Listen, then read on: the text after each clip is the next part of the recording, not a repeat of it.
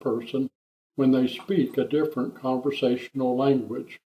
Then we explained how the same problem occurs when people speak a different love language. In this session, we began discussing in depth the 5 love languages. You're probably saying, finally, this is what I've been waiting for. And I know, we all want to get into the meat of a subject, but hopefully it has helped to lay the foundation of why we need to understand these 5 love languages. Before we begin our in-depth study of this session's love language, let me list all 5 of them. They are quality time, words of affirmation, gifts, acts of service, and physical touch. Certainly, all of us enjoy all of these expressions of love. However, there is usually a single love language that we speak and that speaks to us the most. In this session, we'll discuss words of affirmation. Much has been written about words of affirmation. The great writer Mark Twain once said, "I can live for 2 months on a good compliment." In the Bible, Solomon wrote, "The tongue has the power over life and death." And an ancient heart weighs a man down, but a kind word cheers him up. Words of affirmation need to be sincere. They should be direct and to the point. It isn't necessary to write a tone just to say, "You're great." Something simple like, "You look great in that outfit," or "Thank you for doing the dishes tonight. I really appreciate the break." The adage, "You will catch more flies with honey than vinegar," is true with the spoken words as well. In the process of learning another's love language, we need to remember that the object of loving acts, is not to get something you want. Rather, it is saying or doing something for the betterment of the one you love. It is for their sake, not yours. However, it is also true that when we or someone else receives words of affirmation, we are far more likely to be motivated to reciprocate.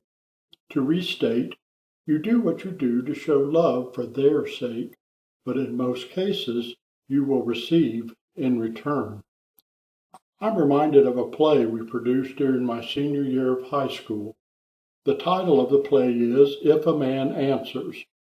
The gist of the play is this: a young couple falls in love, and while courting they do all those things that people in love do for one another and with each other. It was bliss.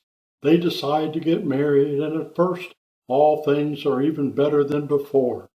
But too soon the husband, who is a professional photographer, gets more and more caught up in his work, and he spends less and less time at home. Sound familiar? In addition, because he is so busy and tired after a day's work, he is helping less and less at home. The frustrated bride tries everything, but nothing works. She begins to nag him, and that only drives him further away. As time passes, she begins to feel more and more unappreciated, unloved, and resentful. One day she is complaining to her mother about the state of her marriage. Her mother reluctantly gives her daughter a book and tells her that this book saved her marriage. The daughter looks at the title of the book, and she reads, "How to Train Your Puppy." First she laughs, and then she becomes repulsed. She was frustrated with her husband, but she wasn't prepared to treat him like a dog.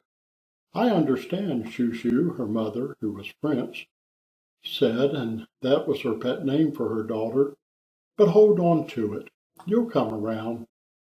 The daughter didn't believe she would ever use the book, but she loved her mother, and so she obeyed and took it home, where it sat on the shelf unused. More time passed. The situation with her husband didn't get any better. She decided to read the first chapter. She read the first step.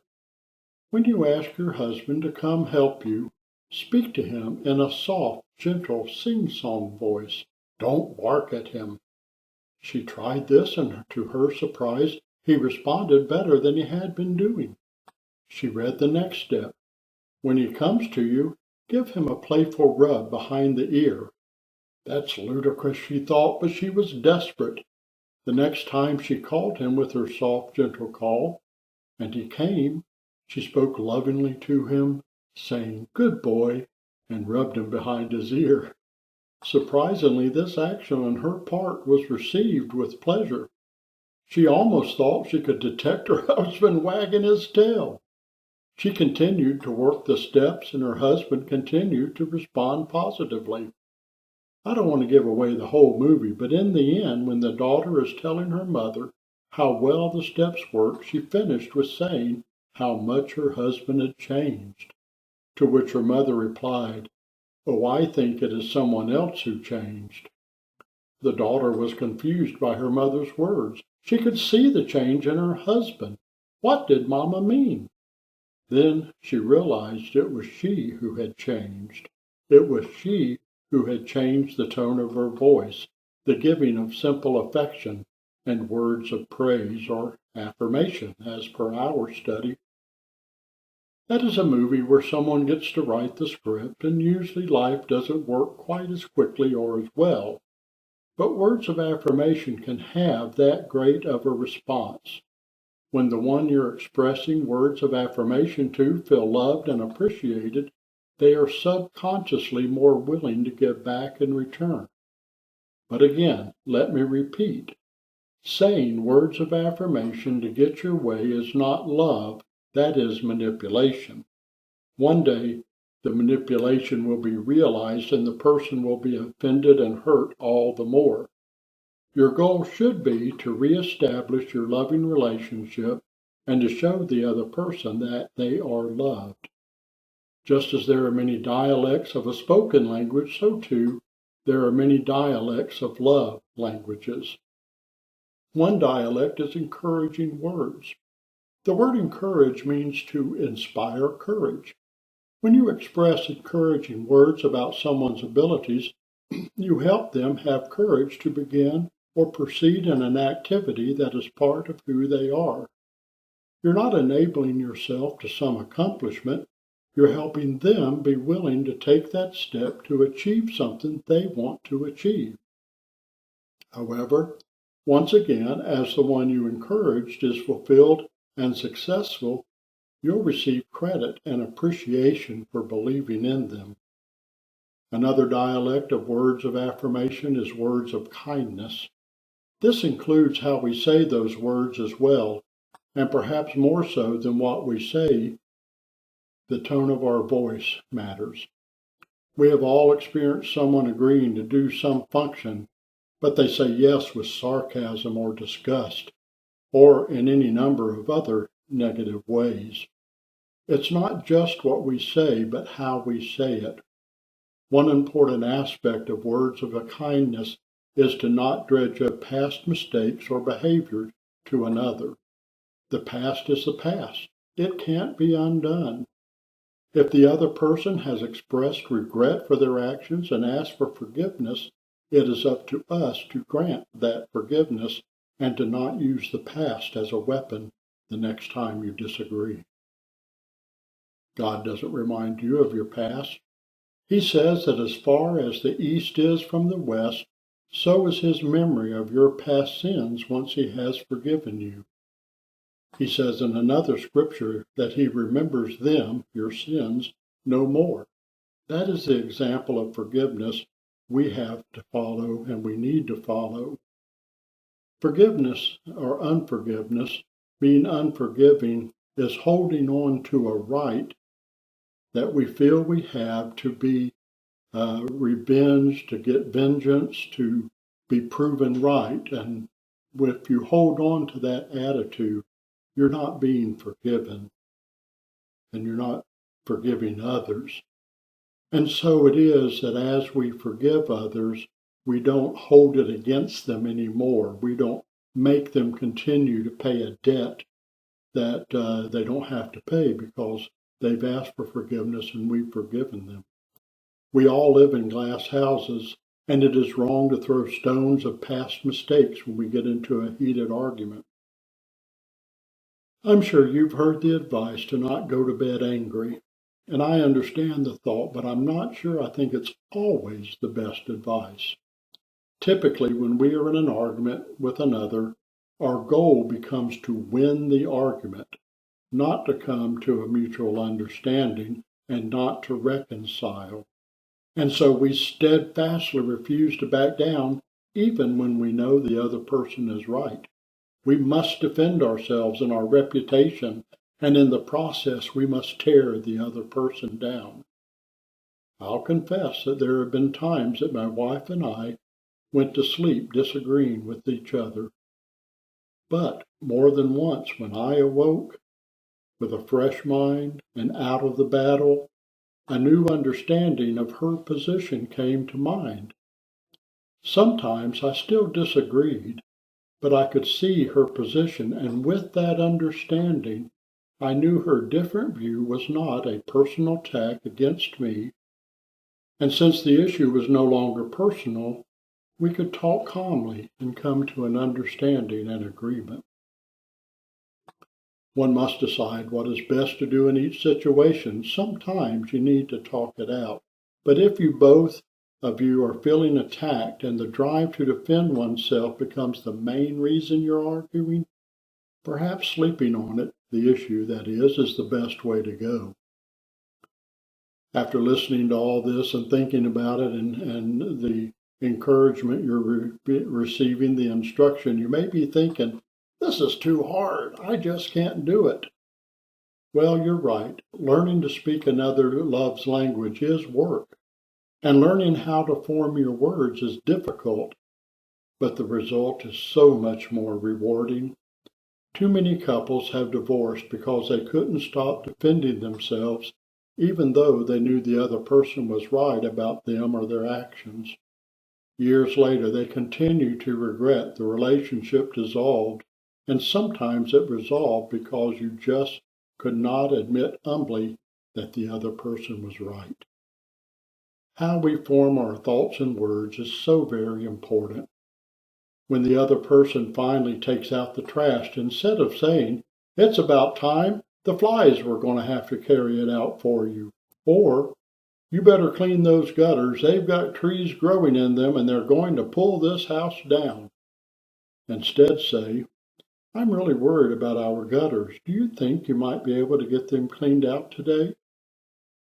When your child asks for money, instead of saying, we can't afford that, and then go buy what you want to buy, say, that's not how we need to spend our money.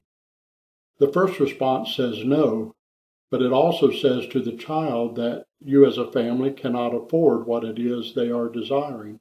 That may be true, but it's not helpful to develop that attitude in them that they're poor and unable to do things. A lot of times it's just that you don't want to spend money on it because you know it's wasteful, you know they'll just tear it up, or you know it's not really important, it's just a whim. And so it's better to say, we don't need to spend the money on that. That way it teaches them good stewardship. It teaches them how to budget their money. It teaches them how to save for later so that they can get what they want without going into debt or without doing what they need to do. I tried my best while rearing my children to never tell them they were stupid, and I'm pretty sure I succeeded. But I have told them sometimes they did something stupid. That's just a slightly different way to say they made the mistake, but the second statement doesn't demean them or put them down. They're not stupid. They weren't stupid children.